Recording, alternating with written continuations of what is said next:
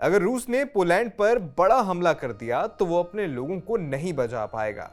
रूस यूक्रेन युद्ध के बीच यूक्रेन के राष्ट्रपति वोलोदिमीर ज़ेलेंस्की ने पोलैंड की हवाई रक्षा क्षमता पर सवाल उठाते हुए यह बड़ा दावा कर दिया।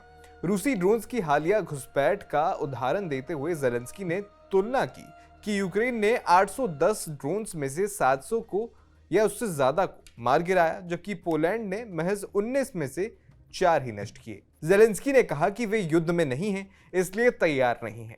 ज़ेलेंस्की के इस बयान को नाटो सदस्य पोलैंड के लिए एक तंज के रूप में भी देखा जा रहा है। ज़ेलेंस्की ने दावा किया कि ये ड्रोन घुसपैठ नाटो को यूक्रेन को और हवाई रक्षा प्रणालियां देने से रोकने की रूस की रणनीति का हिस्सा था।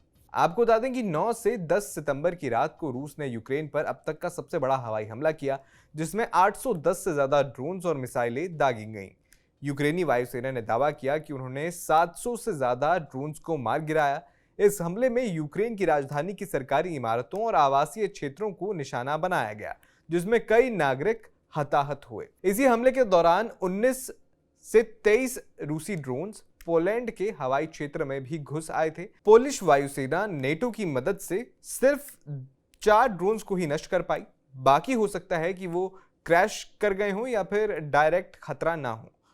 पोलिश प्रधानमंत्री डोनाल्ड टस्क ने इसे रूस की चेतावनी करार दिया, जबकि ज़ेलेंस्की ने कहा कि रूस ने यह संकेत दिया है कि यूक्रेन को अतिरिक्त एयर डिफेंस ना दे, खुद को बचाने के लिए इन्हें रख लो। ज़ेलेंस्की का दावा है कि नेटो देश में इस तरह की घुसपैठ पुतिन की डराने की रणनीति के तहत है, ताकि यूक्रेन को आइरिस-टी, पैट्रियट या नैसैम्स जैसे सिस्टम ना मिले। ज़ेलेंस्की ने कीव इंडिपेंडेंट को दिए इंटरव्यू में कहा, कीव पर हालिया हमले में यूक्रेन ने 810 ड्रोन्स में से 700 से ज्यादा गिराए, लेकिन पोलैंड ने 19 में से सिर्फ 4। अगर बड़ा हमला हो तो पोलैंड के लिए अपने लोगों को बचा पाना मुश्किल होगा। हम ट्रेनिंग दे सकते हैं, पार्टनर हैं। उन्होंने जोड़ा कि रूस का इंटिमिडेशन टूल भयानक है, लेकिन अक्टूबर तक एयर डिफेंस डिलीवरी से पता चल जाएगा कि यह प्लान कामयाब हुआ या नहीं।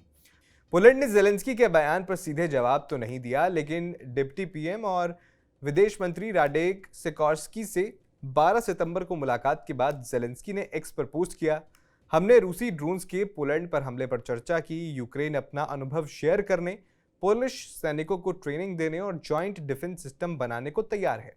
पोलैंड का शुक्रिया जो युद्ध की शुरुआत से साथ खड़ा है। दोनों देशों ने रूस पर दबाव, जॉइंट डिफेंस प्रोडक्शन और यूक्रेन की ईयू मेंबरशिप पर बात की। टस्क ने घोषणा की कि वॉर्सो कीव के साथ एंटी ड्रोन तकनीक विकसित करेगा और यूरोपीय सहयोगियों से अतिरिक्त एयर डिफेंस मांगेगा। उन्होंने कहा, फंडिंग कोई बाधा नहीं है।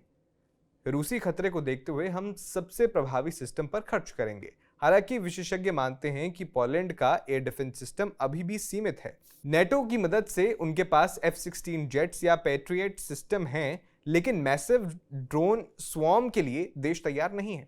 ड्रोन घटना के बाद नेटो ने पूर्वी यूरोप में एयर पेट्रोल बढ़ाए हैं, एयर डिफेंस सिस्टम तैनात किए हैं। ब्रिटेन ने रॉयल एयरफोर्स के टाइफून जेट्स और air to air tanker Poland भेजे, जबकि फ्रांस और जर्मनी ने अतिरिक्त सपोर्ट का वादा किया। संयुक्त राष्ट्र ने कहा कि यह घटना एस्केलेशन का जोखिम बढ़ा रही है। पोलैंड ने यूएन सिक्योरिटी काउंसिल को लेटर लिखा, जिसमें 19 ड्रोन इंट्रूजन्स का जिक्र किया। पोलैंड ने यूक्रेन पर नो फ्लाई जोन की मांग तेज की, लेकिन लॉजिस्टिकल चुनौतियां हैं। बॉर्डर पर ड्रोन और छोटे विमानों पर बैन लगाया गया। ज़ेलेंस्की का यह बयान न सिर्फ पोलैंड की कमजोरी उजागर करता है, बल्कि रूस की हाइब्रिड वॉरफेयर की क्षमता को भी दर्शाता है। विशेषज्ञों का मानना है कि ये नेटो एकता के लिए टेस्ट है। अगर सहयोग बढ़ा तो यूक्रेन को राहत मिलेगी, वरना खतरा और बढ़ेगा। आने वाले हफ्तों में यूक्रेन को एयर डिफेंस डिलीवरी पर नजर रहेगी। फिलहाल आपका इस पूरी घटना पे क्या कहना है, हमें कमेंट बॉक्स में जरूर बताएं।